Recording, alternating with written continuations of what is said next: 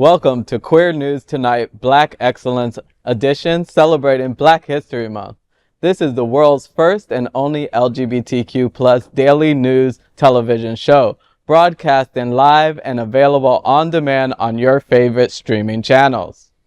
We are proud to announce that YouTube has recognized Queer News Tonight, certified by analytics company vidIQ as the world's most popular LGBTQ plus streaming news show. Our queer stories have reached over 10 million views.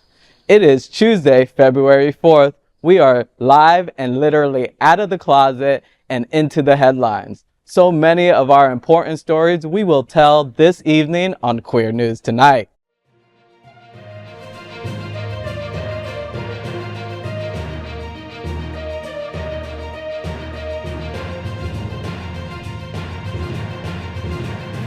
You're watching Queer News Tonight, the world's first daily LGBTQ evening news show. Welcome to the world's most important LGBTQ plus evening news show. Hotspots Happening Out Television Network is a nonprofit 501c3 media company in the same model as PBS and NPR, but designed for the LGBTQ plus community. In 2025, more than 100 anchors will host this show to support the LGBTQ plus community. Let's meet today's anchors at Queer News Tonight. I'm Jameer Baptiste, the Event Division Director of Hotspots Happening Out, South Florida's leading LGBTQ plus nonprofit. Let's welcome anchor Marc Bassett. Marc is one of the 3 owners of the only South Florida Black LGBTQ plus bar in Wilton Manors, Chocolate City. Hi, Marc. Welcome. Let's welcome First Lady Kendra Hayes. She is the First Lady of South Florida and has been chairwoman of the EHE Broward County, peer advocate for Broward House, and is on the SOC for the Broward Regional Planning Council. She is the advisory council She is the advisory council chair, a trans inclusive group and media director for AHF Infinity Group Flux. Hello, First Lady. Hello, Jameer. How you doing? I'm doing well. Let's welcome anchor Antonio Ellison, aka Tonio.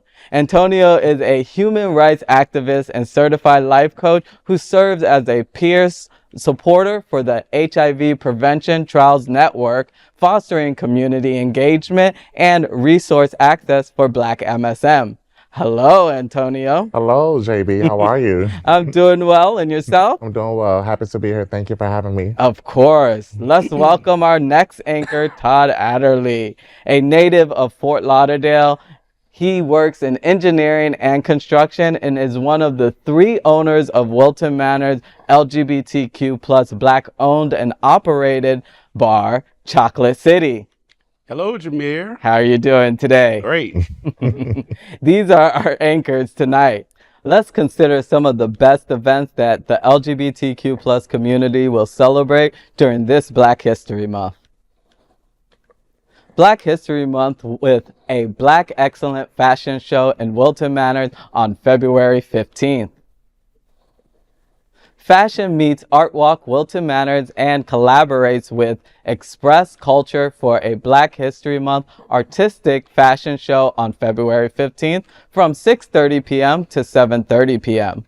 The event, the first in the Fashion Meets Art Walk Wilton Manors series, will showcase fashion and art celebrating Black designers and artists. The runway show is free to the public, and if attendees RSVP in advance, they will receive open bar access for libations and refreshments. To learn more and RSVP, please visit www.events.hotspots.lgbt. So, what do you guys think about that? It's the first one ever, and it's for Black History Month. So I definitely, as the producer of our events, wanted to make sure that we invited our community in on this first fashion show that we're having for Art Walk. Have any of you ever been to Art Walk? No, I haven't been to Art Walk, never, but I hope it is a good event for our Black community. Well, I invite you personally to this one, and all of you. Anybody else been to Art Walk Wilton Manors or want to experience it? I would love to experience it. Okay, great. Another man. I'll be sending in my RSVP shortly. Okay, he gonna get his libation. How about you, Todd? I've been to Art Walk, but never the fashion show. Well, this is the first one, so we wanted to do something in the Dixie Village location of Art Walk. So this is what we came up with, and it's like an integrative idea of fashion meets art. You know, and again, it's happening for the first time during Black History Month. So I definitely wanted to invite some of our Black and Brown community to celebrate in that first inaugural Fashion Meets Art Walk. And so we have a Haitian artist, Louis, who's actually going to be part of that culture, Express Culture. It's his organization, which will partner with, and we'll have all these different Black and Brown designers with all their different looks and clothes. And it's all about wearable art, right? It's not about just underwear, you know, like with our LGBTQ plus community, it's normally just underwear or swimwear. This one is about wearable art. So it'll be expressive, and not only in the fact that it's Black History Month, but also clothing that is unique and different, never seen before. Louis is great. I really admire his work. He's very, very talented. So that's good that you guys are partnering with Louis. Louis is great. Right. And again, this is February 15th.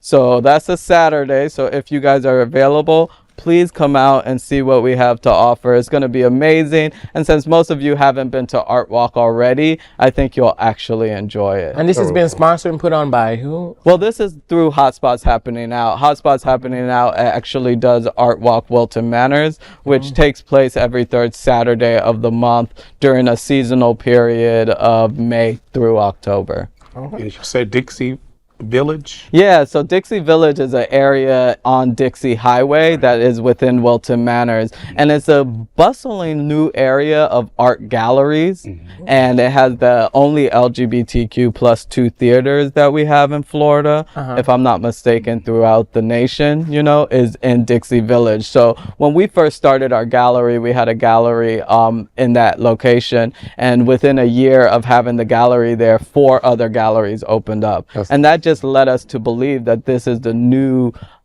quote unquote art district of Wilton Manors, not necessarily the only district of art in Wilton Manors, but it's a bustling art area, you know, with 4 and 5 galleries now and 2 LGBT theaters. It's amazing that we have this little pocket area that you could see a lot of art in, you know? So if you haven't been, definitely come out. It's going to be an experience. We have the RSVP. Remember, if you RSVP, you get libations and refreshments for free, and you get to see a great runway show with models that you've probably seen before and new ones that you've never seen before, you know? So elaborate on those refreshments. So She just want the refreshments.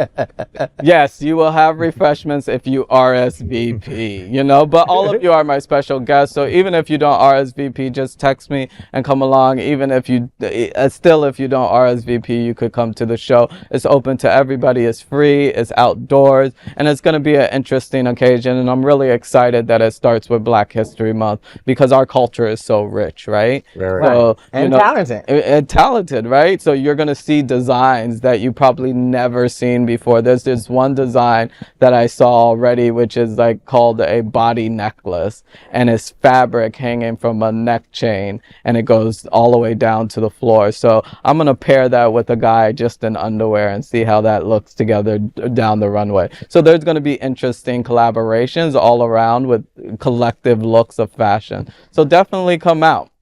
You're going to pair that how? I'm sorry? You're going to pair that how? I'm gonna pair it with a guy just in underwear and this. A guy just net. Heard him correct. So how are we marketing we're marketing this? Definitely putting it out to the community here on Queer News Tonight. We'll mention it. I hope that you guys could share it with your people, and it'd just be something that we put out through the traditional forms of marketing. We had a model take pictures in the various clothes that will be on the runway, so we'll spread that out to the community as well. Will the eligible bachelors be there? One of them will probably be a model. Being fresh. Yeah, one of them will Being probably be a fresh. model, so you could see them there as well. Yes, Okay. definitely. I want to see some of them edibles.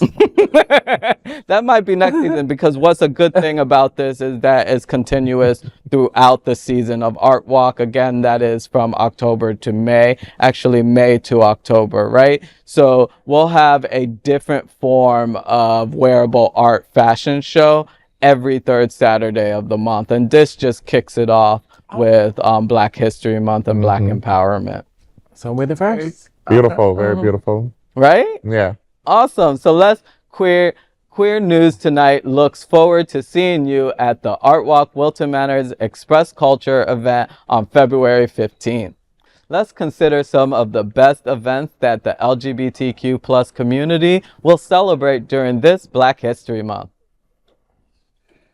Celebrate Valentine's Day with Black Love Eligible Bachelor Soiree and a singles Mix and Mingle February 14th. Single this Valentine's Day? Chocolate City hosts the Black and Brown Valentine's Day Mix and Mingle plus Eligible Bachelor Soiree on Friday, February 14th from 9:30 to 11 p.m. 5 dark, sexy, and handsome gay bachelors are ready to meet potential matches. Attendees can mingle, enjoy one-on-one chats, and connect with other singles. The night includes bachelor introductions, private mini dates, and plenty of opportunities to find your forever romance or a short-lived connection. Organized by Hotspots Happening Out, the event promises love, laughter, and connection. There's also a chance to win a liquor basket with advanced event registration.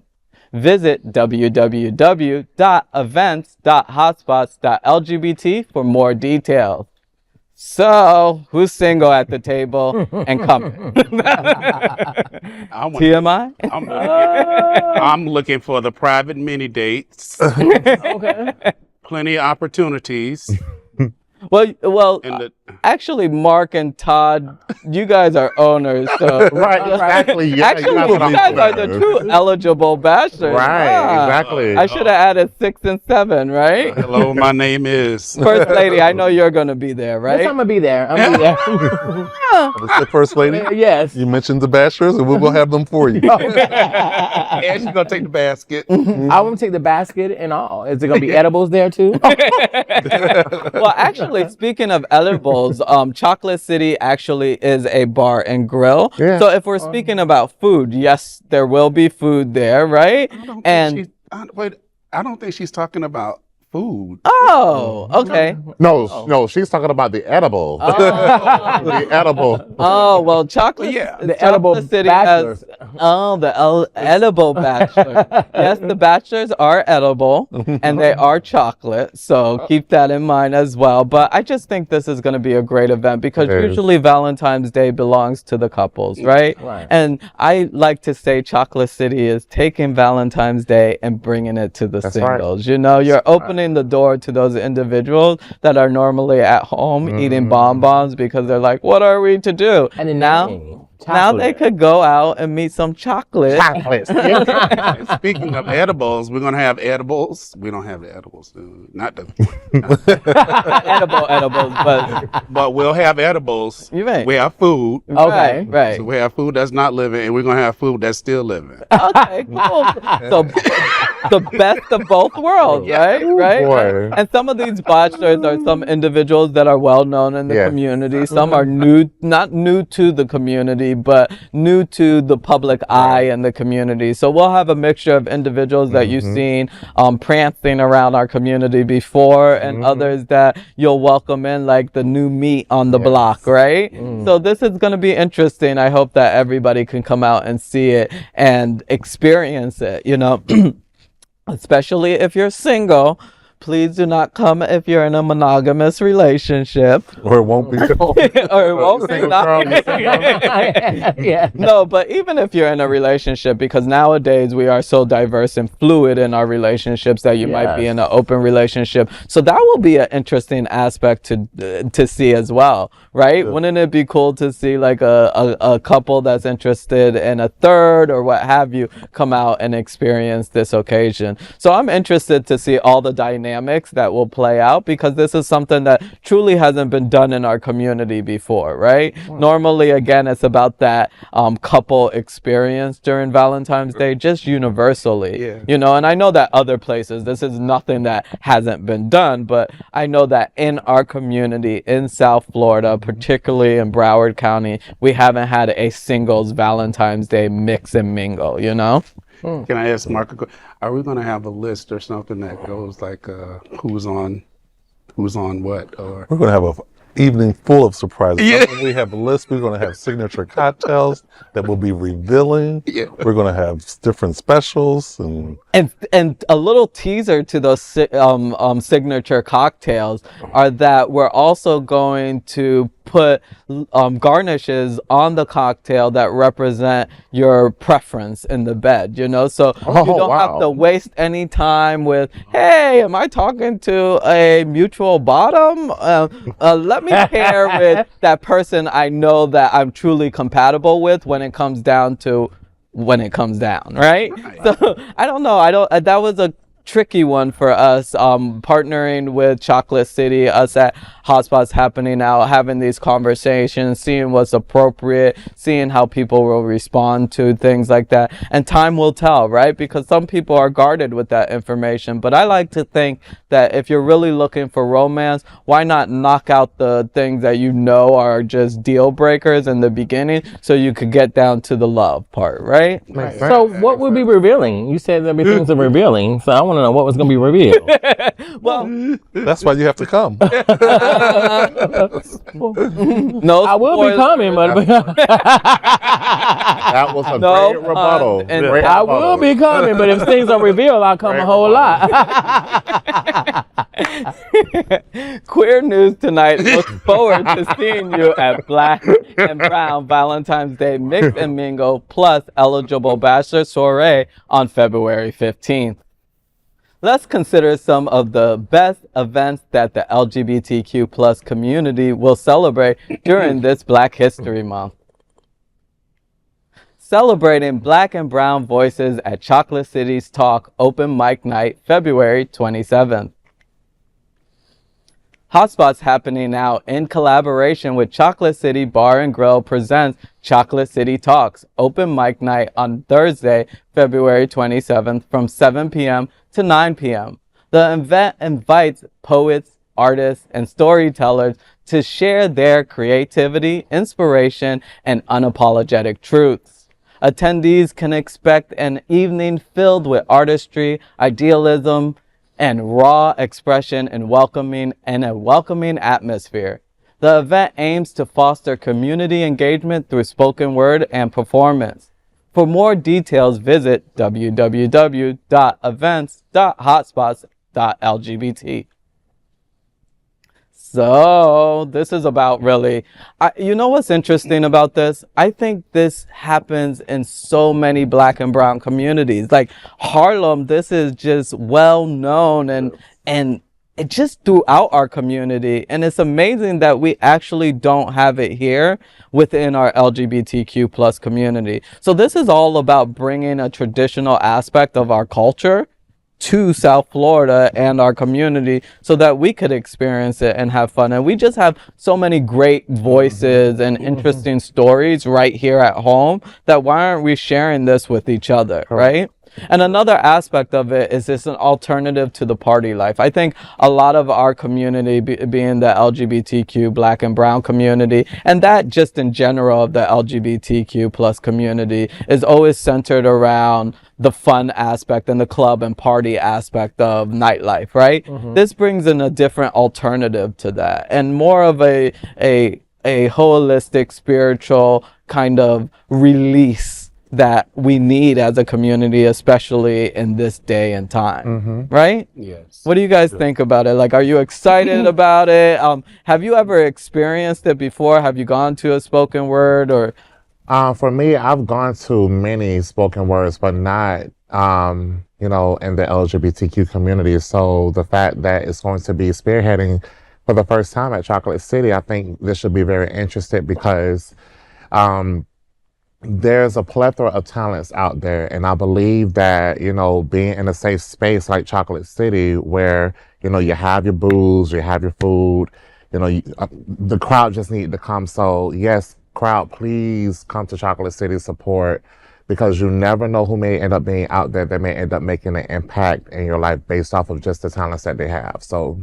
And we have some real interesting information to reveal here tonight. Tonio is actually the host of this event that we're doing, the open mic night. So it's amazing to get to have him. Yes, He's just a bubble of fun, aspirational, and knows how to keep the crowd entertained and really on their toes and really happy and bubbly and uplifted. So we just welcome you as the host, and we think it's going to be a great experience. You know, I would love to see everybody come out because, again, it's a way to share our thoughts and our unapologetic truth, right? Put it on the line in the way that we know how. You know, like when we stand up to the podium and even when we're just talking to a friend, we have a certain way of doing it that really gets you to, you know, like, girl, what you just said, that was something. You know, like, you just spoke truth, honey. Right. And that's what I'm looking for. That's what I think this really could be, is us speaking our truth and all of us being like, yes, you know, or some of us that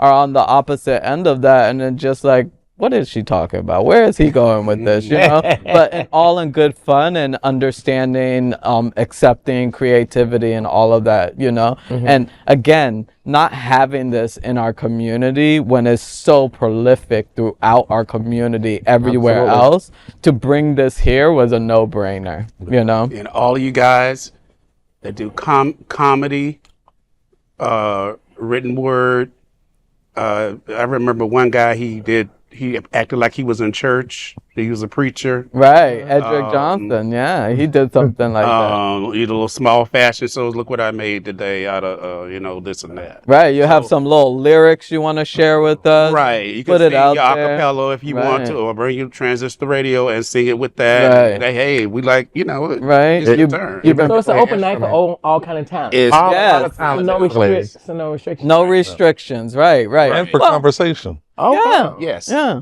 Definitely the conversation part. Well, I'm gonna come to point from Bidey's beautiful.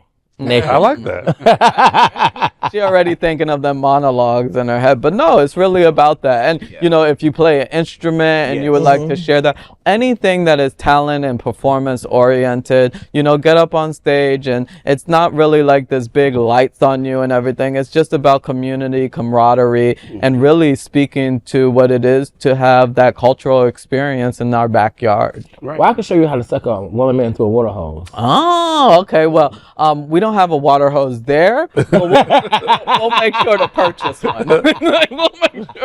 we'll make sure to purchase that for you.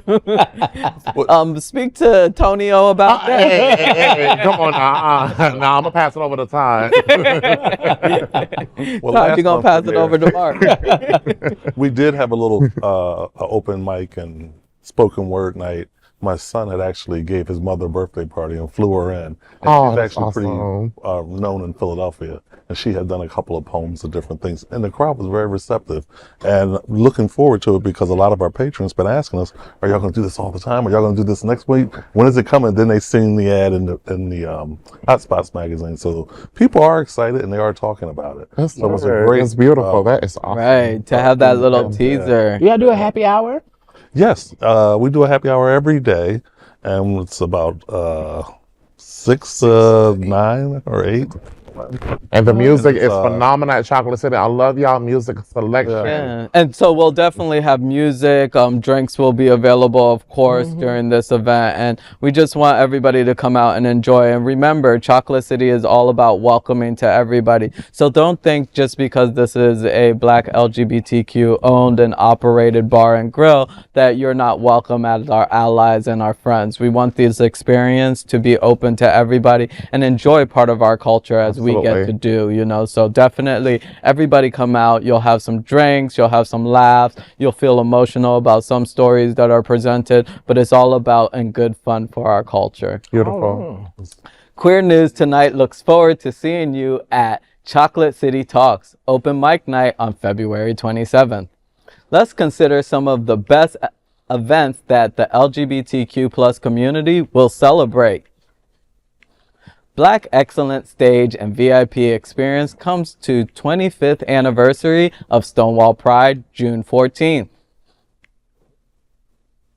The 25th anniversary of Stonewall Pride Parade and Street Festival is set to take place on June 14, 2025 in Wilton Manors' iconic nightlife and entertainment district.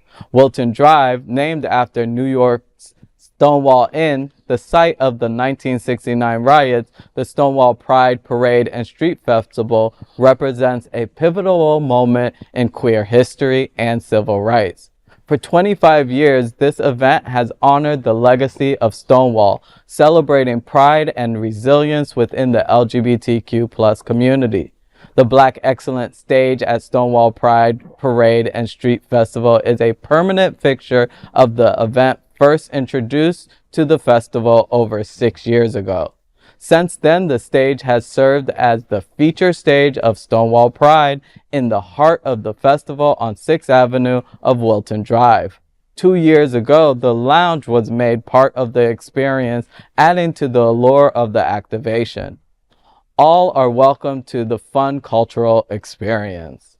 So yeah, 2 years ago we added the lounge to it. 6 years ago we added the stage to Stonewall Pride. I don't know if all of you been to Stonewall Pride, but it attracts over 50,000 people to Wilton Manors in Broward County. And it continues to keep growing. Yeah, it continues to keep growing, and the event is just a phenomenal event with the Black Excellence Stage as a prominent fixture within the event. Yeah, you know, that 6th Avenue area where the crossroads of Alibis and Drink and Extra and all the clubs that we come to know is where the stage normally is, you know, and to have representation in the heart of it all really means something, and to add a lounge to it where now you could be more intimate with the cultural experience of the Black Excellence community is kind of great to say. This is an experience that belongs to us, that we're sharing with our gay counterparts in terms of the LGBTQ plus community. You know, I don't know if any of you have gotten the opportunity to go to the lounge before, but it is produced by Anthony Wynn Entertainment, who is a prominent promoter in our community for the Black and Brown community for nightlife events and things of that nature. So if you are any familiar with that kind of experience that he provides, you know the lounge is lit, right? Right. Have any of you been? Or? Oh, okay, cool. Yes, definitely. So I'm really looking forward to it. I think we could only do better and better and better with what we achieve. And the fact that Stonewall Pride has given a space, and not only just a space, but a premier space for our community really speaks a lot, you know? Do you think Trump's administration will have any damper on this year's celebration? It's interesting that you bring that up because, you know, when it's hard to say because we already had a test of this already with not him being in the administration years prior, but actually our governor, and when they were trying to push drag queens out and using all this legislation and jargon to make it unacceptable and not tolerated, right? And so last year we had to kind of work in that environment, you know, and we were able to produce something that was equally fun and exciting as years prior, right? So it's like, hey, can it affect us? Yes. Do we have the mindset to build around it and understand how we can finagle and make sure that we build an experience that is uplifting, respectful, and downright loving and caring to our community, right? Because it's like, we can't deny the fact what Stonewall is, you know, and where it stems from. Correct. And although we're celebrating our victories, we're also recognizing our struggles and our history that got us to this point. And that is more evident now than before, you know, because I think the roles are kind of changing, where it was all about celebration, and now it's like a reminder of how much we need to stay our foots on the ground and understand that we need to continue that. You know, Stonewall was started by a transgender woman, Right. you know, Marsha P. Johnson. And now this administration has gone to the fact of taking the T out of LGBT, well, LGBT. So how are we going to recognize the trans community that actually started all this at the beginning? It was at the front of the line. Right. You know, I mean, this is a celebration of Stonewall. How are we going to support our trans sisters? Right. And that's something that we have to constantly consider, you know. First and foremost, we know that we're not taking the tea out of anything. I'll definitely say that, you know, but there's so much more to it. And that's a conversation that we have to have when we're planning it, you know, that we have to understand that these are things that are part of the equation and will always be part of the equation, because that is what Stonewall represents. There would have been no riot if Marsha didn't throw that first brick, probably, you know. So how do we keep that understanding within our history and within Stonewall Pride, so that it's reminded that this isn't just about our community celebrating, but also understanding that there are vulnerable people and identities within our community that need that support, right? And then you add layers to that, the intersectionality of Black trans individuals, which is even more so scarce and being attacked, right? So it's like, and Marsha P. Johnson was a Black trans woman, you know? So it's like these layers and intersectionalities mean so much. And it's important to ask those questions, because we don't want to skirt around it and say, yeah, 50,000 people come to this event, but we're not willing to put in the work to make sure our most vulnerable and the ones that are currently being attacked by whether it be this current administration or the government administration that we were dealing with last year, you know. But I will say that it is a fine balance, and the reason why I say that is because your livelihoods are on the line, Right. your freedom is on the line. And I say that because as producers of Stonewall Pride, there are elements where you can be arrested if you break laws. You know, laws have consequences, and if they put laws that are anti-LGBTQ plus, how do you continue to push that boundary without seeing your personal livelihood or your personal freedom taken away? Or are you that person and that organization to say, you know what, we're going to move past this, and regardless if it costs us our freedom or our livelihood, we're going to stand on the right side of history, you know? And it's a choice that, you know, if you were presented with it, you at the table, do you know what choice you would make in a split moment or a second, you know? So it's really about finding that balance and understanding that you want to preserve the history and the culture that is LGBTQ plus and Stonewall, and also realize that it comes at a cost, or it might come at a cost if you go too far. I want Stonewall to put more emphasis this year on the Black trans, you know, because Black trans women, life expectancy is 35, you know. So since Marsha P. Johnson started it all, put more emphasis this year. That's what I'm recommending. Right. That, you know, I could be on the cover with a brick. And here Or you a have chocolate Or a chocolate bar. Okay. Representing Marsha P. Johnson, because let's not forget, you know. Right. So, right. I mean. Wow. Right. Well, we do have a do we Stonewall plan? Pride guide, so there's possibilities there. But I'll definitely keep that and bring that to the team and see what's possible, you know, because definitely, again, we want to preserve that history. We want to make sure that we're being respectful to all individuals in our communities and the ones that really paved the way for us. And Right. that's truly Let's not important. forget, you know. Right, definitely. So, Queer News Tonight looks forward to seeing you at the 25th anniversary of the Stonewall Parade and Street Festival on June 14th. Now let's dive deep into this big LGBTQ plus story for today. I'm Jameer Baptiste, and let's queer up the Black community. Can Community Health and Midland Medical Cookout, a Black History Month celebration, is worth mentioning. The Can Community Health and Midland Medical Black History Month Cookout celebration, produced by Hotspots Happening Out, has continued to provide the community with a free Black History Month event for the past 4 years on the first Saturday of February.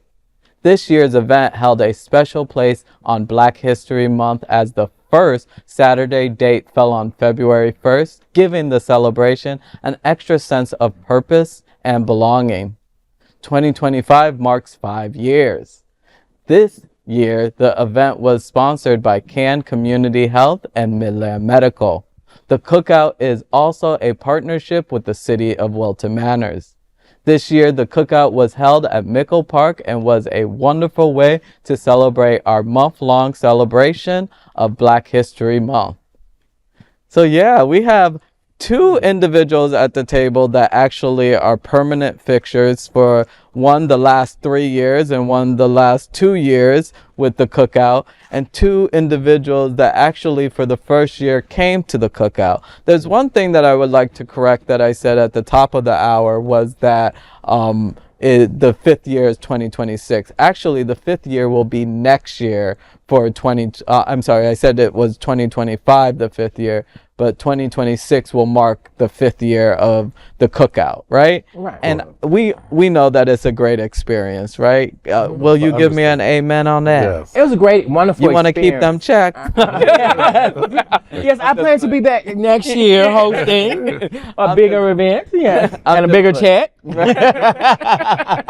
Or a smaller one to pay for all the extras that will be. I'm just playing. No, but it truly. Nobody can take your space, sweetheart. Right. It truly is a great experience, and what I love about it is that we're able to offer so many freebies at the event. Like, you come to the event, parking's free, entry's free, food is free, and it's really about celebrating our community and all of us coming together and just having a good time, right? The music was great. Right, and I said that we have a little form of reparations in there in terms of the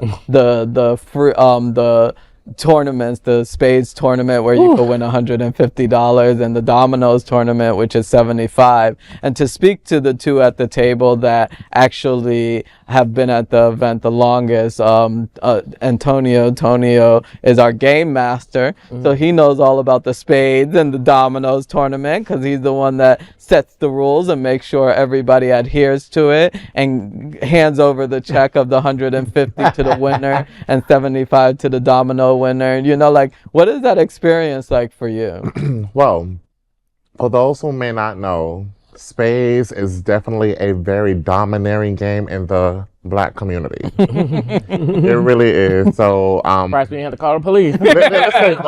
listen. I mean, like you saw it. Like, I mean, seriously. You know, I mean, I was doing just fine when I arrived. I wasn't sweating. The weather was perfect. But the minute that the game started, people, they wanted to do 7-Up or like, let's do the $5 or the $7, and all of a sudden people get very aggressive. So, you know, you really have to be like very amicable, like, with these people, because people have different personalities and different views, and you can play spades like different ways. You know what I mean? Ace high, or you can do the jokers or whatever you want. So, you know, obviously I had to make a unanimous decision, but I wanted for people to actually have an opportunity to vote. And that's a good way. Yes, absolutely. Yeah. So when, put it on them. Yeah. So Make it democratical. Right. Yeah. Exactly. Right. So so since you guys are very indecisive, let's go ahead and just vote it out. And when, you know, the one that actually voted and made the, But it was a good experience, like Yeah. even though we're kind of rowdy with it and we take it very seriously. That's like what makes it a good you right, experience. right. Yeah, Right. but- It's not quiet. And people aren't, people are putting animated about it, Cursing. and and Right. and And the winners from last year came back again. right, So and they it's a lost good this tournament. year, They but lost they this year. could come back for the next year. Eventually and inevitably it turned out perfect. It was very smooth. See, now my dominoes players, I have no issues with. You know what I mean? Like they were straight, but them But spades that's players. crazy too, because dominoes could get heated no as way. well. Like when No. they bang Bang on them that to the table, table. Oh, they were actually very great. Oh, Yeah. But the spades players are the trash talkers. Let me tell you something, man. I ain't got time for this right Should now. add man. tongue. we got Yeah. Antonio here having PST. I'm telling you, I'm sweating bullets and stuff. Got my towel. Oh man, yeah. But however, PTSD over here. We're gonna have to give him therapy after. So are big things being planned for the upcoming next year? Yes, So what are yes, plans are yes, coming for yes. next year? Definitely. And of course, any input that we could have. I want to open it up to vendors, bring more of the community organizations in, make it that type of experience. Again, it's going to be our 5th year of doing the Black History Month celebration in Wilton Manors. So to definitely have some kind of performers and I was thinking of like bringing a band out there, bringing saturating it with our culture, in every aspect and sense of the word, not to say that it's not there already. And for everybody who hasn't been, it's a family oriented event. So we have our kin and allies from the straight community there partying and having fun and enjoying the evening and the afternoon with us as our equal counterparts.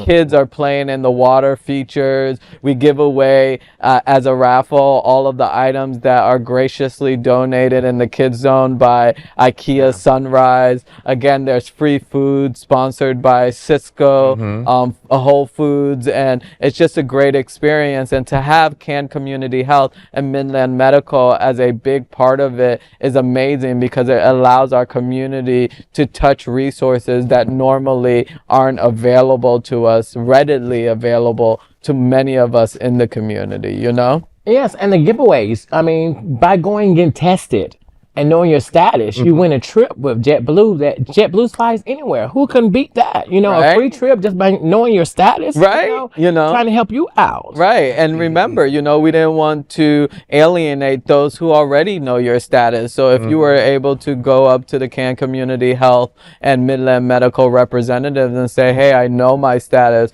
or I know my status and I would like to get back into care, you also had that opportunity to get a raffle ticket. And we can't thank you enough, First Lady Kendra, for being our MC for the past 3 years, being that obnoxious voice on the It's my honor. It's my honor. And you know what? And I was glad to see the LGBTQ Black leaders coming out to support. yes, Right. You know? Especially when there were multiple events Yes. that day. They still made it there. They made it there, and I can't be more gracious and thanking them for actually coming out, because it was a cram-packed day with other events, and to see them actually take the time and effort to step out of their own environment to come and celebrate with us means a lot, Right. They want to make sure you're doing a good job. Go back to the community and be like, girl, did you go to that cookout? Let's see what happened. I definitely have to say, like, the highlight for me was seeing the allies out there.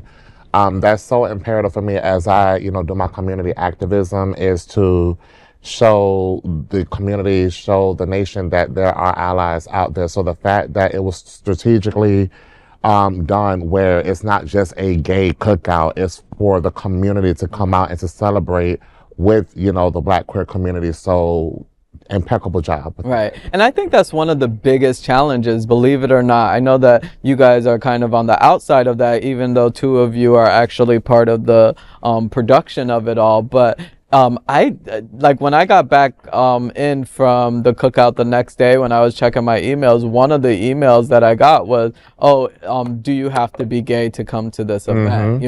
So as much as you put out family fun and family oriented family welcoming and stuff like that. You know, being that it's thrown by LGBTQ plus organizers, it's kind of like, hey, are we welcomed? And yes, you are. You know, bring your families, bring your auntie, bring your mom, you know, bring your children, all of that. You know, you're welcome, because this isn't just about our community. This is about the Black and Brown community celebrating Black History Month in a great and fun way, and might I add, a free way, you know? Right, you know, because when I advertised it on my show, First Lady Kendra show, you know, I said it was open up for families and friends, and I even invited all my coworkers. You see, all my all my I remember meeting them. Yeah, so it was like open to family. And I told one of my coworkers, bring your granddaughter, bring your kids. It's open to everybody. Yeah. So they brought their family. Thank you for doing that, because I think that's what really opens the doors. And the fact that we're on this point makes me also remember that it was one of our allies who won the flight 2 years ago, and she ended up going to Louisiana. And then this year we had free egg raffle, a high commodity in today's society, right? So we were given free eggs. She must have the lucky gene in her, because she won this year free eggs. It was a dozen eggs. First Lady Kendra was in charge of that. But there were just so many freebies. The love was there, and I can't wait for next year for us to do this in a bigger way as our 5th year. And of course, you guys are definitely welcome back. I definitely will be reaching out to you guys, because you're my core group, and it means a lot to me that we've been able to achieve this together. Are we gonna be hustling eggs next year too? Yeah, thank you for giving us that. You know, that killed my pocket. No, but definitely thank you, and it's an amazing It was an honor. event all I mean, around. I enjoyed being there, and like I said, I'm welcome to come back. Right. And I just want to make sure that all of our community knows that you're welcome, whether your race, religion, sexual orientation, you are welcome to the Cookout. It's all about celebrating Black History Month in a positive and endearing way. So please come out to our next one. I plan it to be a great, fabulous event with so much to offer, especially with my beautiful team with me to do so. So thank you guys. No, Jameer, thank you. You're definitely a trailblazer in this community, so we have to give you your flowers. You're as well. too kind. I want to bring back the talent show. Remember the first year we had that little talent show? Yeah, well, definitely. You could do that. You know, I remember Lorenzo Davis doing part of the talent show. So yeah, let's do that. But remember, not X-rated. Like, you know, we had to stop it because it got a little bit out of hand. I don't remember that part. See no evil. We don't need no edible. This is a big LGBTQ plus story for today. There is no other queer nonprofit media platform like this in the entire world. Support our LGBTQ plus stories by subscribing and sharing Queer News Tonight. Now let's dive deep into this big LGBTQ plus story for today. I'm Jameer Baptiste, and let's queer up politics. The United States of Trump says no February Black History Month and no June Pride. Will corporate America follow him?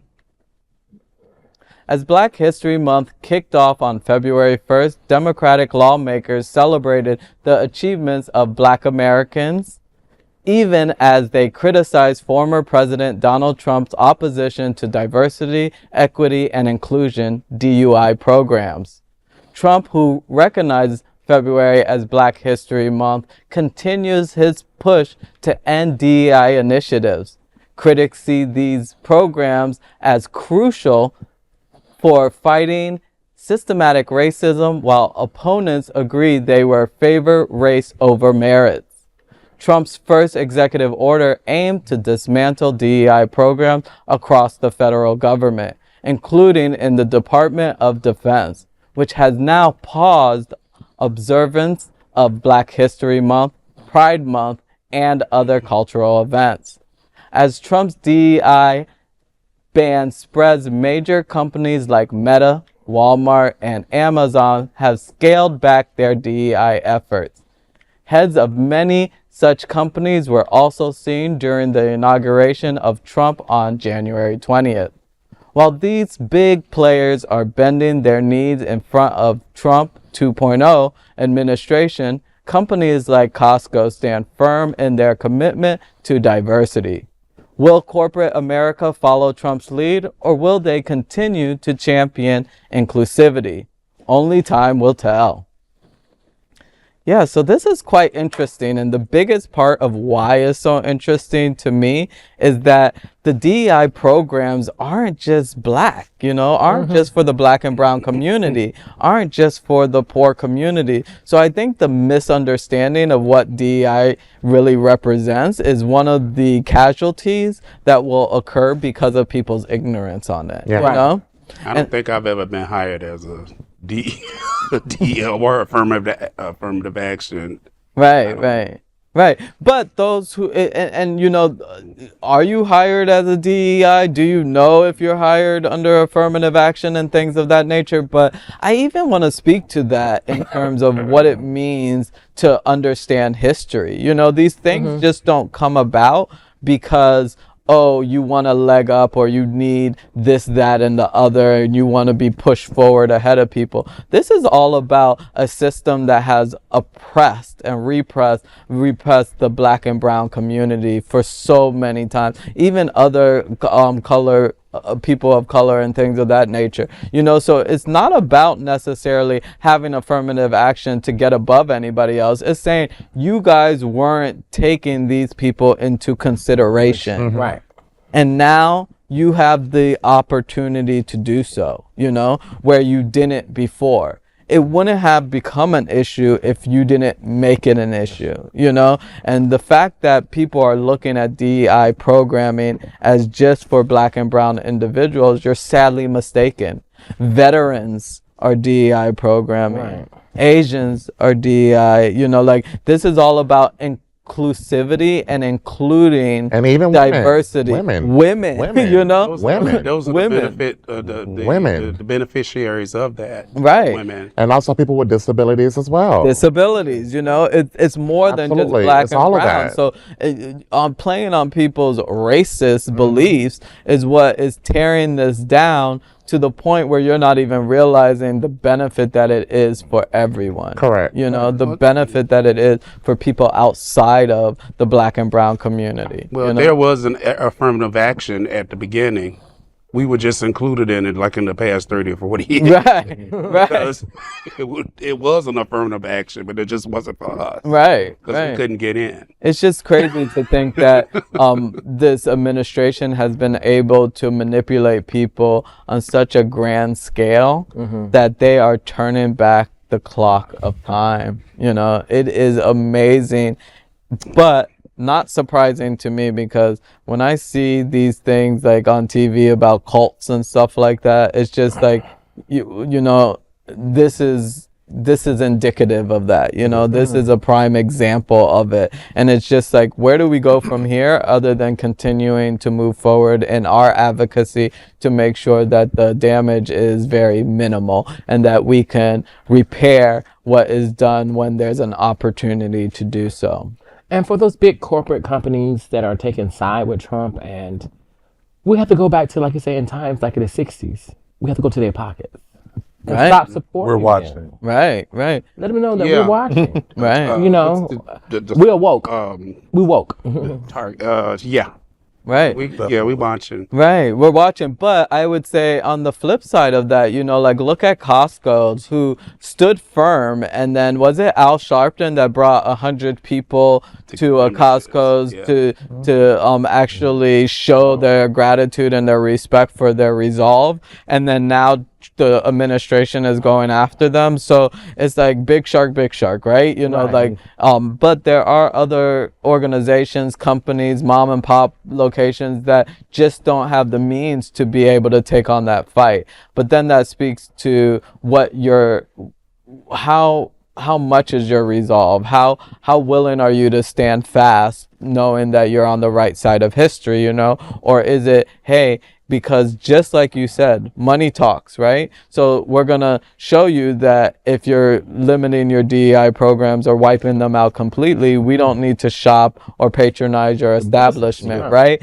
But on the other end, if you're not doing it and the federal government comes after you, what does that say for you to sustain that hit and still be still be viable as an organization or company? You know, can you sustain a hit from the federal government, from the DOJ? I believe it would be the Department of Justice that would come after you and do lawsuits against you and this and that.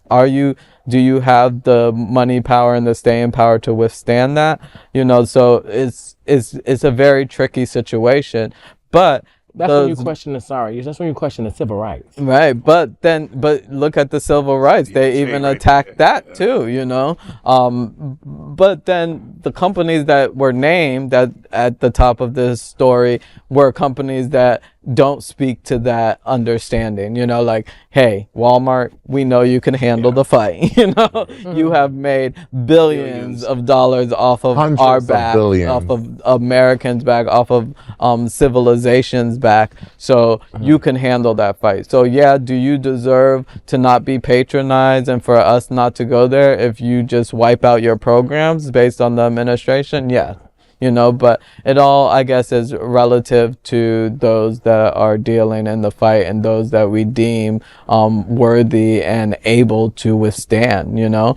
Disney is another one that was like, you know, to the state government here with Ron DeSantis, that I'm not going to back down.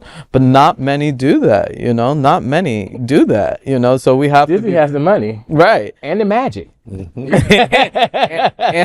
don't let them get Harry Potter on you. Right. You got to realize most of these companies, Walmart, Tesla, they get our tax dollars to make their money. Right. Especially Tesla. You heard about that. Right. Like what's that story that most of all the full-time or a good percentage, I don't know the exact number of the full-time employees at Walmart are on federal assistance? Walmart too. Right. That's what I meant, Walmart. Yeah, you know? SNAP benefits. Right. So pay them, since you don't want the DEI, go ahead and give them some more money so they don't have to get on the SNAP. Right. And then we'll be all right. But we are paying for most of that stuff. Right. Yeah, as taxpayers. Right. So it's all interesting. And once you know these things, you're able to have a better understanding, right? Yeah. That is a big LGBTQ plus story for today. There is no other queer nonprofit media platform like this in the entire world. Support our LGBTQ stories by subscribing and sharing Queer News Tonight. Now let's dive deep into this big LGBTQ plus story for today. I'm Jameer Baptiste, and let's queer up business. Wilton Manors' Black-owned business, Chocolate City, opens doors to pursue South Florida LGBTQ plus diversity. While President Trump and radical voices of the GOP today are not celebrating any diversity by saying Black and LGBTQ plus should not be recognized with History Months, it does not mean it's not vitally important. Black-owned LGBTQ plus businesses are critical because they promote economic empowerment within marginalized communities, fostering inclusivity and visibility, and contribute to a more vibrant and diverse economy. Studies show that LGBTQ plus Black-owned businesses have more important contributions. This includes economic empowerment by creating jobs and wealth within the Black and LGBTQ plus community and overcoming inequalities. They increase the visibility and representation who are underrepresented in mainstream business and societies. LGBTQ plus Black-owned businesses contribute to community building and also serve as hubs for community gathering and networking support. They have a culture impact to remember history and embrace our unique differences. LGBTQ plus Black-owned businesses challenge systematic barriers of discrimination and contribute to dialogue to dismantle barriers. Perhaps most importantly, this special business community creates innovation to focus on problem solving that may not be addressed by other mainstream businesses and that support customer satisfaction and contributes to a more competitive economy. In essence, supporting Black-owned LGBTQ plus businesses is not just about supporting individual businesses, but about fostering a more just and equitable society where all individuals, regardless of race and sexual orientation, have the ability to thrive. Jason Nunez, Executive Director of Greater Fort Lauderdale LGBT Chamber, provides a direct understanding of the importance of LGBTQ+ Black-owned businesses in our community when he said, quote, Black LGBTQ+ owned businesses are not just vital economic contributors, they are transformative forces that uplift our community by promoting diversity, inclusivity, and resilience. By supporting these businesses, we invest in a future where every voice is heard and every identity celebrated, significantly enhancing the fabric of the Greater Fort Lauderdale LGBT Chamber of Commerce membership roster and the LGBTQ+ and allied business community in Broward County, end quote. LGBTQ+ owned Black businesses' importance is growing in Broward County. The presence of Black LGBTQ+ owned businesses in the Greater Fort Lauderdale area is vital for fostering diversity, economic empowerment, and community resilience. In Wilton Manors and Fort Lauderdale, these businesses not only contribute to the economic landscape, but also provide a safe space for marginalized voices, promoting inclusivity and representation within the local economy.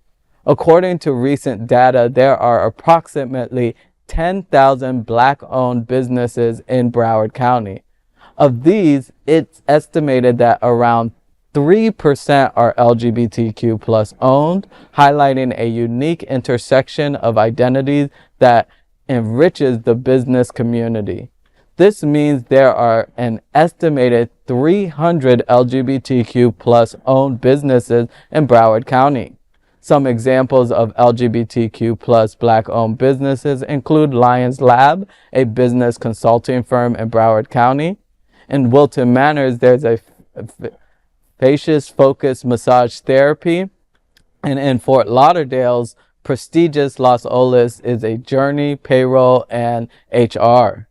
Let's take a closer look at LGBTQ+ Black-owned businesses by looking at the only LGBTQ+ Black-owned social and nightlife safe space for the queer community in Wilton Manors called Chocolate City.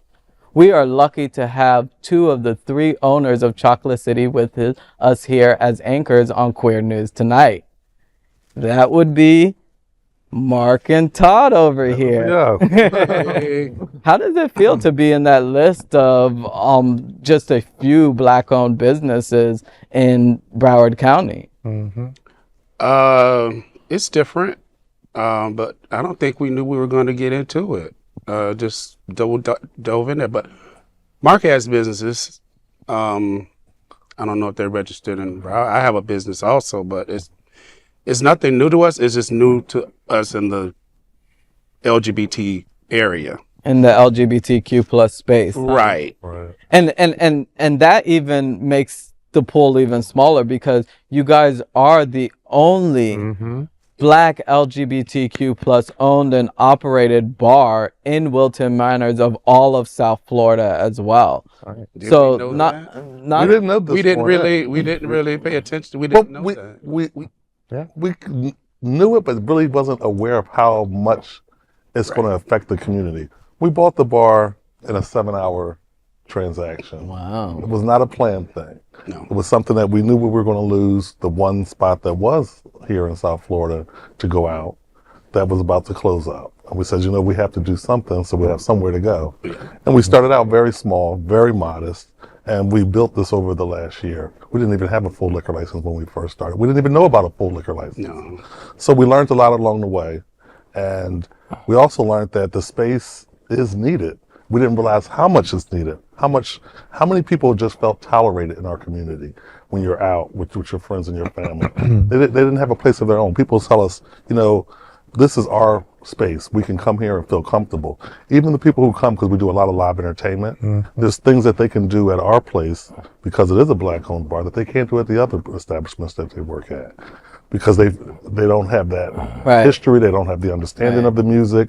They can just do a lot of different things. And I think what is essential for us to recognize is that yes, we need these these establishments in our community, but just as much as we need them, we need to support them, right? We need to make sure that we stand side by side with you guys and patronize your establishment so you can continue to provide this resource for us, which is a resource. You know, we normally look at resources in terms of medical needs and education needs and things like that, but to have a safe space to go to that you could call your own is a necessity. You know, it builds a sense of community, a sense of safety, a sense of a just and empowering environment, you know? Well, just on the economic front, when we make our dollars go straight out of our pocket into someone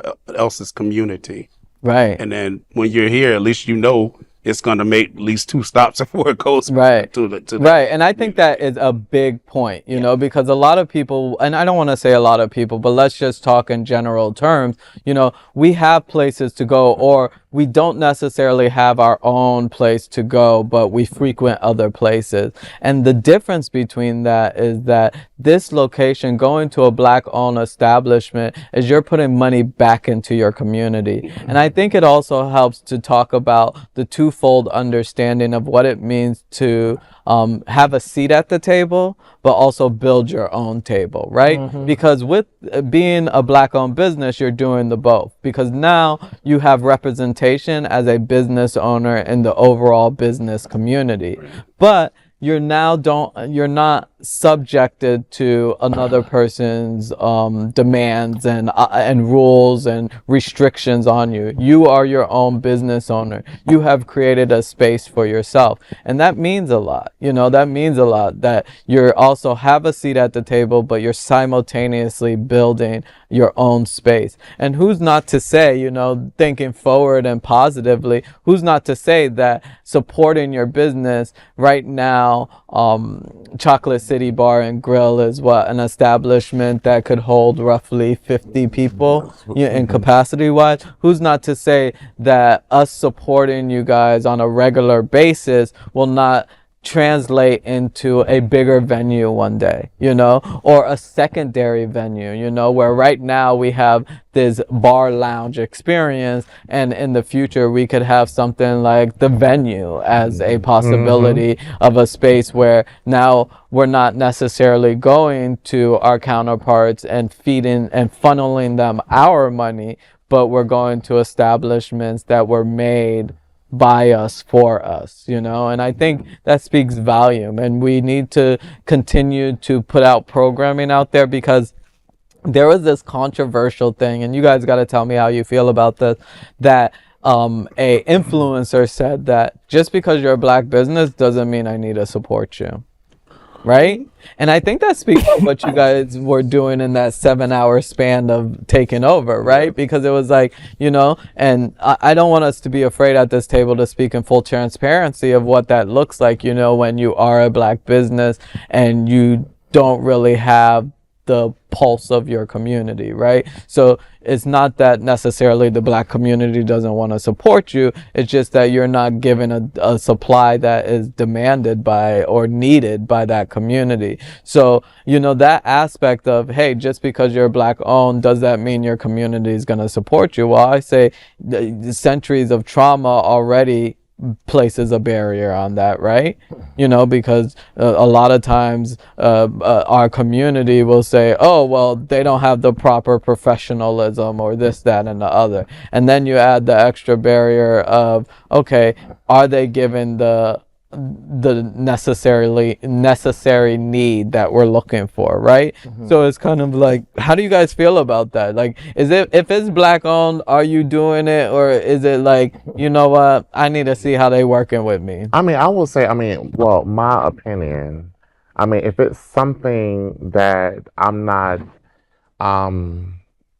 like interested in, then okay, then I can see the need of not going. But if it's something that I actually like doing, like for example, Chocolate City. Chocolate City is a place where you can mingle, you can, eat, you can drink, you can congregate, you can have entertainment. Everybody loves to be entertained. Everybody loves eating. People, they may not drink. I go to Chocolate City a lot of times. I don't drink. I get Coconut water. Coconut water, exactly. But at the end of the day, and we've had meetings at Chocolate City. Right, You know what I mean? right. So, you just can't judge a book by its cover. At least, try it for once. And if you didn't have a good experience, then don't go back. I think that's a good point right there. right. I think Don't that's go a good back. point. At least experience it once. Hey, it's a Black-owned business. If it's a service that I would normally use, if it's something that I don't mind using, something that I want to try out, at least try it once. Because then you could say, I made that effort to support my community, and that's what it's really about. Because these gentlemen in that 7-hour span just told us that they didn't necessarily get into this business because they were looking for the opportunity, but they saw that an opportunity was going to be taken away. An establishment of ours was going to be taken away. So they did it for our community, and now it's for us to come in and lift them up and keep them supported and able to provide the space for us. And I think that's why, for me, it's important to build programming in this for our community, by our community. Right, absolutely. I have a question. Do y'all face any obstacles as being a black bar? Yeah. Yes, we had to funding was a very big obstacle. We have to, everything that we do, we have to do above and beyond. Mm-hmm. So our credit couldn't be 600. It had to be 800 to get the loan approved. Well, the loan took so long that we wrote our own checks and we did dollar by dollar on our own backs. So there's very few programs that really help you start a business. You really have to put your own money up, your own time, your equity, and even with suppliers, we don't have the power to buy the quantities. So our pricing is cheaper than anyone else's, pretty much, but we're paying more for the product. So there's always things that are going to make it a little bit more challenging. But being an entrepreneur in itself, I've had several businesses. I've owned pizzerias, I owned hair salons. We had 2 nursing homes up in Palm Beach that we own. And what I learned was you have to allow people the chance to open up a business and be supportive. Even though my most easiest example, we're on vacation. There was a little kiosks, and I bought some candles. I didn't need the candles. They were black. It was a black couple, and they were doing these handmade candles. And then the candle cost $40, and all I'm thinking is, I go to Targets and get a candle for $9.99. Why am I about to pay $40 for this candle?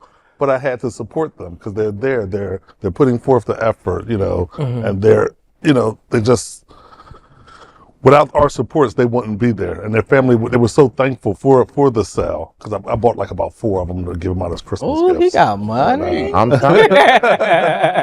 And our black entertainment, Tony, Antonio Edwards, Lenora J. We're gonna have. You're gonna talk trash. You're gonna. I know. We're going to put her on that mic for I Chocolate like City. it. I like it with a capital R, Arancha. Yes. So definitely forward think to it, about, Yeah, Kendra is very talented with talking trash. definitely think about supporting these events, and of course we want to make programming for our community. So definitely come out. There's an event on Valentine's Day. We're taking over singles, and Chocolate City is playing Cupid for the night. So Chocolate City will be our Cupid arrow hooking short-lived. short-lived connection forever romances. One night only. Yes, you could definitely find your true love or your one night only romance. Okay. And then on the 27th, that's a Thursday, we're gonna have Chocolate City Talks, which is an open mic experience, and these are all programming that we're doing for the Black and brown community in a Black LGBTQ plus owned and operated establishment, the only one in Wilton Manors and that of South Florida for the LGBTQ plus community. So it's very important, and I think just in terms of supporting it, they're providing programming that why not support it, you know? It's just an extra layer of being there. So I look forward to us really setting the tone and building something that our community enjoys and can flourish and really respect. That is the big LGBTQ plus story for today. There is no other queer nonprofit media platform like this in the entire world. Support our LGBTQ plus stories by subscribing and sharing Queer News Tonight. Now let's dive deep into this big LGBTQ plus story for today. I'm Jameer Baptiste, and let's queer up South Florida and Florida. Breaking news, what it means if Elijah Manley becomes the youngest member of Congress. In breaking news today, South Florida Out community organizer Elijah Manley announced he is running for Congress. He will challenge the U.S. Representative Sheila Schaefer-Lewis McCormick in the Democratic primary next year. If elected, this 26-year-old Fort Lauderdale native could become the youngest member of Congress. In his Twitter post, Manley said, quote, "I'm running for Florida's 20th congressional district. This community needs a working class champion, not a politician distracted by legal battles, scandals, and potential indictments. I'm not a Washington politician or an insider. I've spent more than a decade fighting for working people right here in this community." End quote. Manley, who faced homelessness as a youth, stressed he committed to tackling poverty in the region, and he's experienced working as a substitute teacher and in the local hospitality industry. He's set to earn his bachelor's degree in history this spring from the University of Maryland Global Campus. His announcement comes amid investigations into Schaefer-Lewis McCormick's financial practices, including allegations of campaign finance violations and irregularities with Trinity Health Care Services.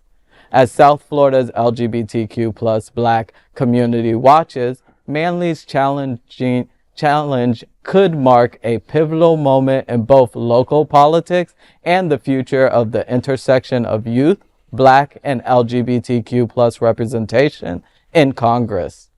All right, Elijah Manley, right? Go for it. Right. Wow.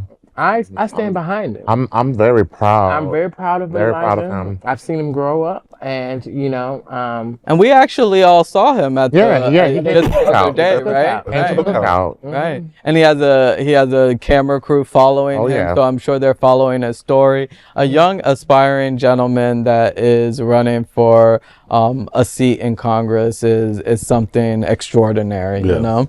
I'm really excited for him, and I think he's going to make waves, and I hope that we could all stand behind him. Would you guys Stay agree? honest, young Yes. man. Stay honest. Right.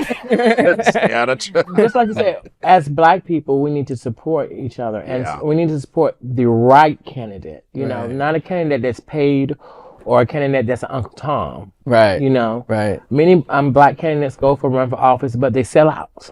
Yeah. You know, they don't they stand get- behind their word. They don't stand behind their community. The community is always falling beside, but they're the one who's driving the big car. Right. Right. And to piggyback off of what stated, yeah, bless you. To piggyback off of what Lady Kendra stated, is that Elijah actually has a pivotal story.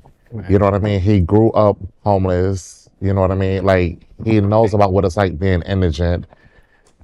But look at what he's doing now. His tenacity. You know, he's persevering. So it's people like that we need to be like, you want to know what?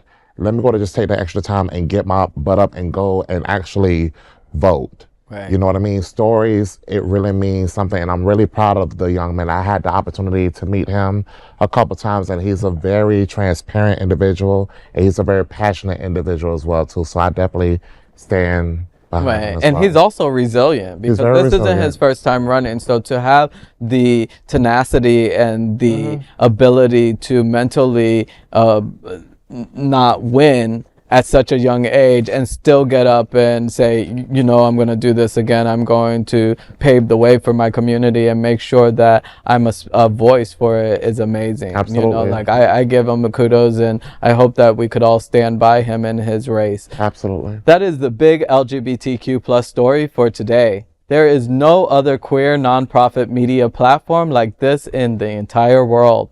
Support our LGBTQ stories by subscribing and sharing Queer News Tonight.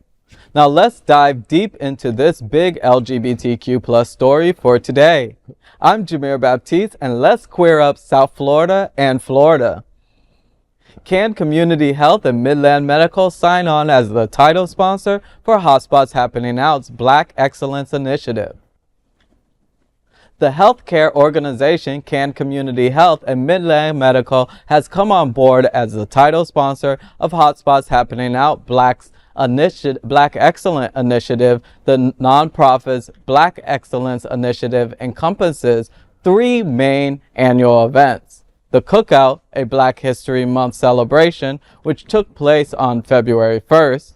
The Wilton Manors Stonewall Pride Parade and Street Festival Black Excellence Stage and Lounge, taking place on June 14th, and Pride Fest, an LGBTQ plus Caribbean festival that takes place August 9th.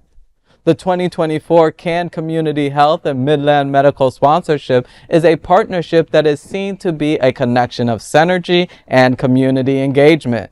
Statistics show that the Black and Brown communities represent the highest of marginalized community that are affected by HIV, particularly here in Florida.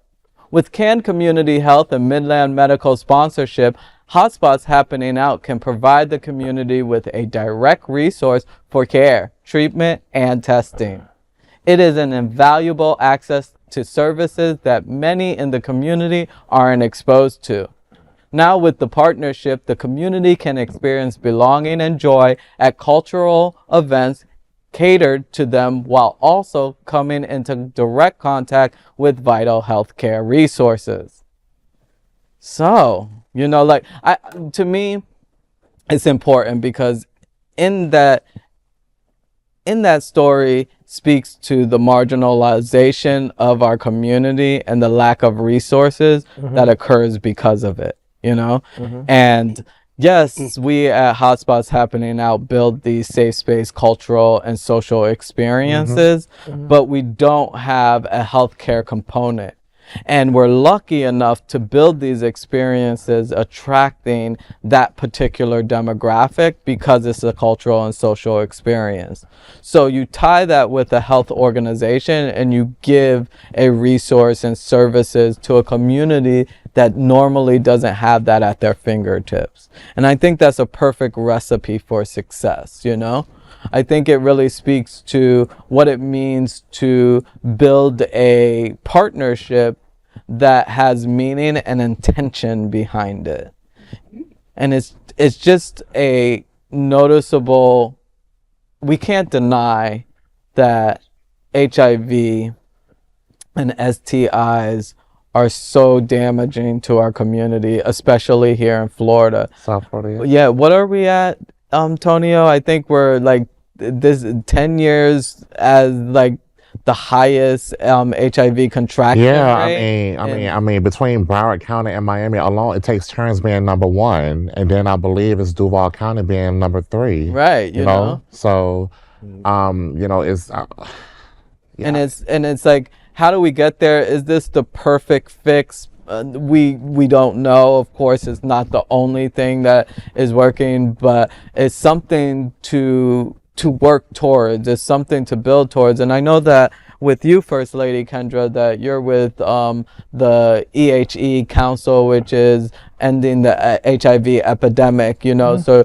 you have firsthand knowledge of what this means to our community in terms of infection rates and lack of services and resources at their fingertips, and what this could potentially mean for individuals that are coming out to celebrate just a cultural experience, a fun experience like the Pride Fete, which is the LGBTQ Caribbean experience, but yet still getting to come in contact with a healthcare provider, Right, because Black women are 10 times higher to receive HIV than white women. Right. And to be access to healthcare is a good thing. So to go somewhere and someone can educate you on STDs, on HIV, because a lot of people think HIV is gone, it's disappeared. No, HIV is still here, and it's primarily in the Black and brown communities. And to have Ken and Midland step up, it's an honor. To go to an event, to have people teach about education, and plus stigma. Stigma is one of the biggest issues in the Black community. About everyone's scared of what they don't know. Right. Get educated. Right. Get tested. Know your status. A person can be HIV possible. Everybody's HIV possible, but a person can be HIV and be undetectable, where they cannot transmit the disease. Right. You equals you. You equals you. So it's like you have it, but you don't have it, and you cannot infect anyone else. But we are so scared of stigma, we don't want to get tested. We rather sit and hide and die. Right. That's shameful. Right.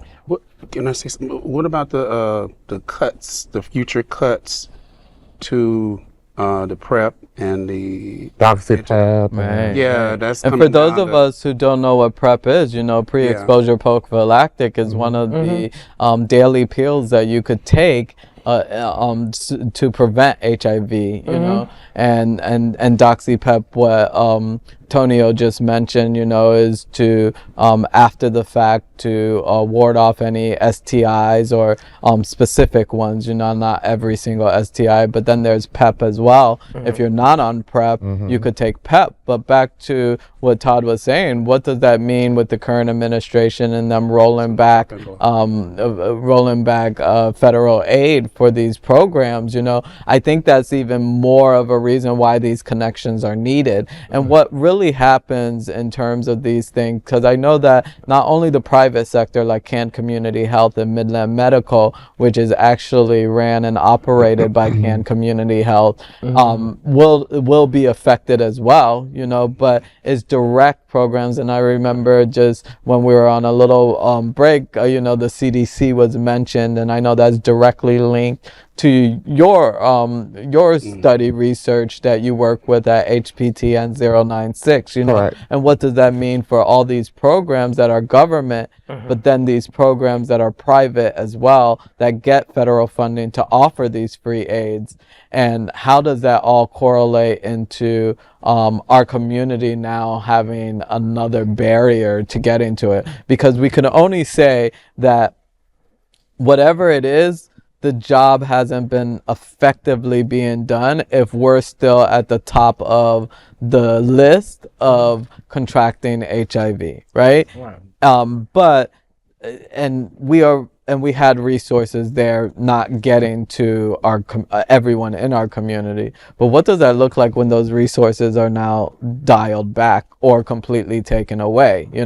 I think these partnerships are that much more important, because what if the CDC programs or the ones that provide the free PrEP, PEP, and DoxyPep are taken away? Then all those people that don't have health insurance can no longer afford those medications or even their HIV treatment medications, So how does this speak to that in terms of what that looks like? And so again, that's why I think these partnerships are important.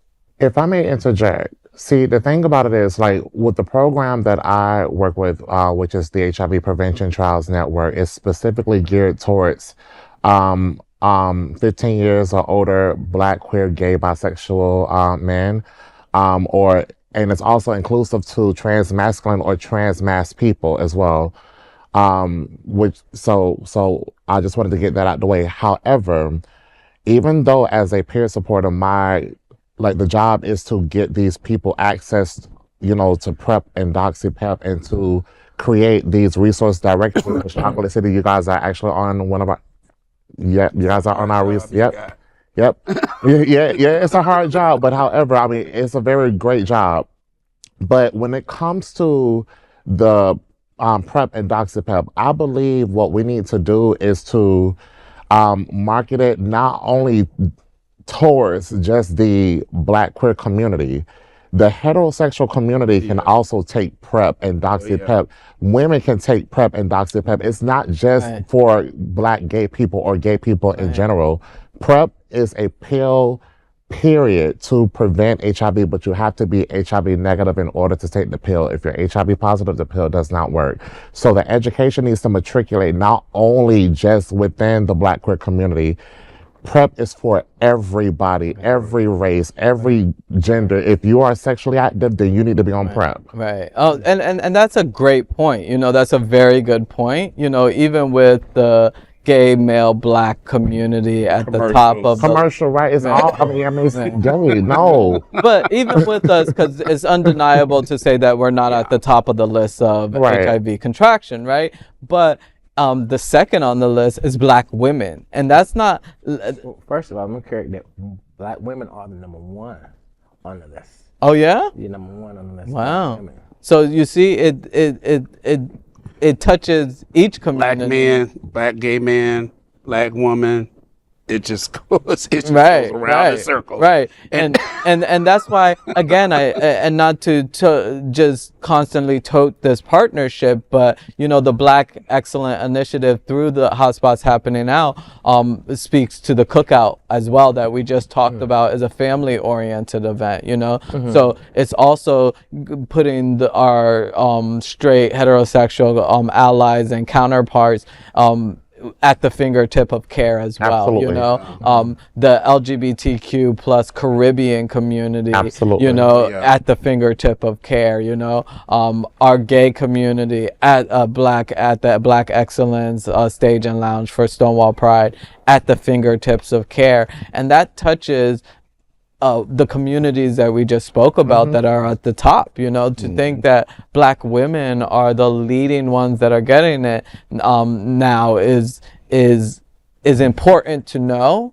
And how do we factor that into the equation? I think the Cookout did a good example of that, of, you know, bringing those people into our world, because it is a stigma, you know, and I just commend you, Tonio, on the efforts and the participation that you have taken. Like, Thank you so I much. see you at more, you know, hetero events than anything, you know, and A lot of work. and putting yourself out there, and Thank you. HPTN 096 out there to know that, hey, this is more than just our community, and we have to span out to the other communities to make sure that we reach everyone, because ending the HIV epidemic, which First Lady Kendra's on the council of for Broward County, isn't just going to happen by touching the ones in our community. Correct. You know, it's going to happen by going out and reaching all of our Black and brown community, which hopefully we're all doing our part in, you know. So make sure when you go out to Chocolate City that you're bringing your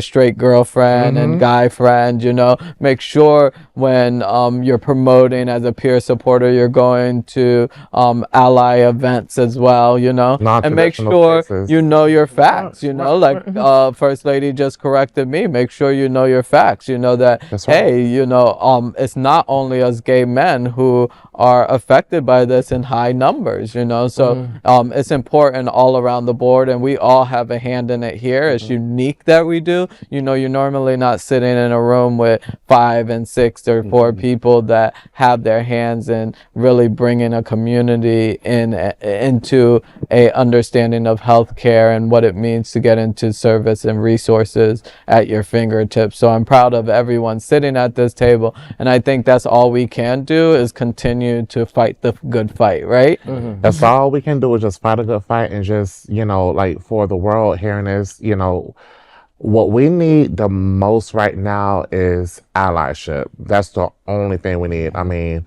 it's so unfortunate that the Black gay community, the queer community overall, you know, we are oppressed, and there's a lot of hurt people in our community.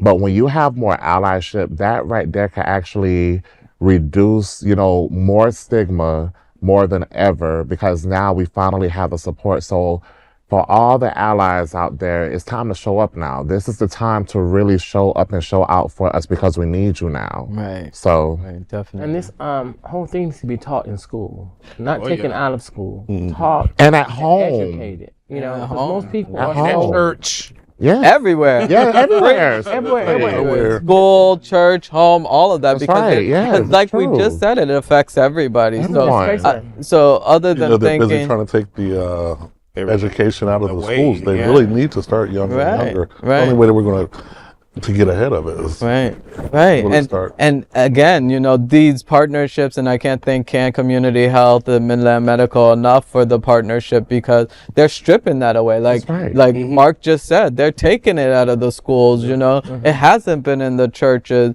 The stigma in the homes are not allowing families to speak about it. You know, and you know, so all of these components is just that much more reason why this partnership means something because it's being taken away from Right. so many aspects and not being available in aspects. So now you're going to a fun event and then we hit you with the free flight and you go get tested and or you know your status and all this stuff, and it really speaks to what that synergy looks like. So I can't Absolutely. thank all of the partnerships that make that possible. That is a big LGBTQ story for today. There is no other queer nonprofit media platform like this in the entire world. Support our LGBTQ stories by subscribing and sharing Queer News Tonight. Those are today's headlines from Queer News Tonight Black Excellent Edition, celebrating Black History Month. These special anchors represented the best of our Black LGBTQ plus and ally community. I'm your anchor, Jameer Baptiste, and on behalf of the LGBTQ plus reporters, the anchors of Black Excellence Queer News Tonight edition, including Marc Bassett, First Lady Kendra Hayes, Antonio Ellison, and Todd Adderly. Good night. We see you daily at 8 p.m. To our LGBTQ plus world, we hope you will join us by embracing love, generosity, bravery, be transformative, and queer. Good night.